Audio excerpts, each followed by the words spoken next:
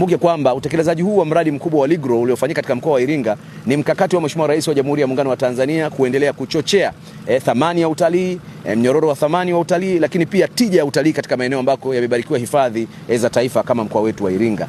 Ni matarajio yetu kwamba baada ya uwekezaji huu mkubwa uliofanyika, sasa hadhi ya utalii katika mkoa wa Iringa itaimarika, kwa sababu huduma zote, miundombinu yote na mipango yote ya kutangaza utalii itakuwa imekamilika kwa kiwango cha juu. Ninao furaha kwa taarifa wananchi wenzetu wote wa mkoa wa Iringa na Tanzania kwa ujumla kwamba miradi ya Ligro iliyokuwa inatekelezwa katika mkoa wa Iringa kwa thamani ya shilingi bilioni 59 imekamilika, na sasa tunakwenda kwenye hatua ya kuanza matumizi ya miradi hii.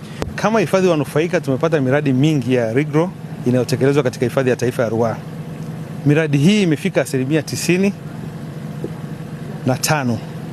na ninavyoongea sasa hivi ni kwamba wanafanya final touches ili kukabidhi miradi hii iweze kufanyika rasmi. Lakini zaidi ya hapo pia furnitures na vitu vingine vya msingi vimeanza kuingia, na tunategemea hivi karibuni kukamilisha zoezi la kupokea vifaa kwa ajili ya miradi hii. Miradi hii itakapokabidhiwa rasmi itaenda kubadilisha moja kwa moja taswira ya utalii katika hifadhi ya taifa ya Ruaha, kwa sababu imegusa maeneo yote ya msingi na kimkakati. Miradi hii inakwenda kuleta mapinduzi katika swala zima la utalii na haswa utalii wa ndani, kwa kuwa malazi yameboreshwa na idadi ya vitanda imeongezeka. Miradi hii inaenda kuongeza vitanda 158.